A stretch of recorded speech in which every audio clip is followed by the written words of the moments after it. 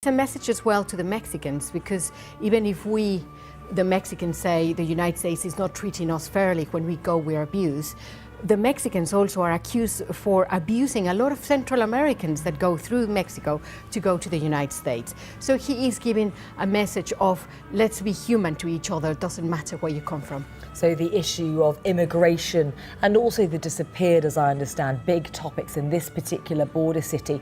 And that's really been the structure of the past 5 days, isn't it? Just talk me through where he's gone and why he's decided to visit the places that he has over this historic visit. As you say, I think this was a very awaited visit. Loads of people wanted to see the Pope.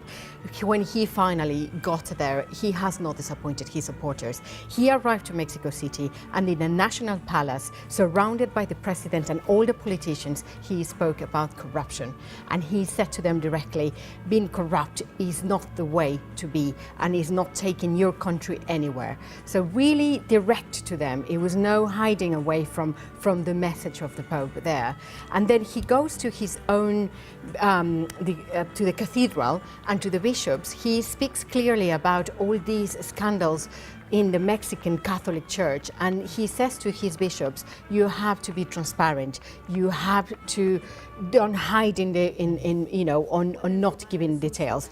And he continues. For example, yesterday he was in Michoacan, which is one of the regions who used to be so beautiful in Mexico, and now it's been destroyed for the war on drugs. So he went there and he say, because people fear that that will happen in other areas of Mexico, and he said to them, you're not forgotten, you're there to dream. And as you say, now going to Ciudad Juarez, finishing his trip, talking about one of the main wounds of Mexico, the disappeared. 27,000 people have disappeared in the last 10 years. Yeah, shocking. He's really not shied away from the thorny issues, has he, Lourdes? Not even in the most public of arenas. And actually, as you were talking, we can see these live pictures now of the Pope delivering this final mass after his visit to the prison near that border city of Ciudad Juarez.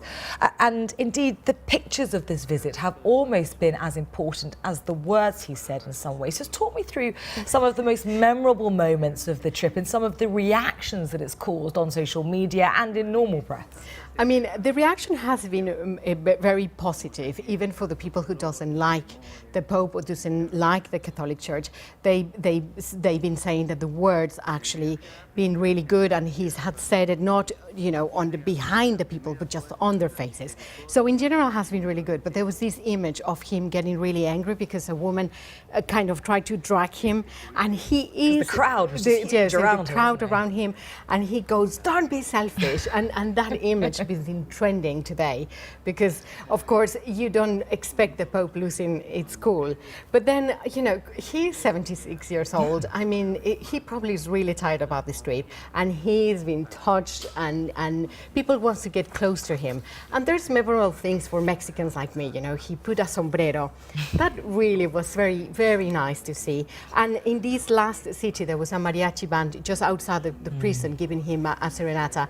That as well, as a Mexican, I can tell you, I hear the music, and of course it makes me, nostalgic. So it's been, all in all, I think, a good trip. Okay, really good to hear your thoughts, Lourdes Heredia from BBC Monday. Good to talk to you.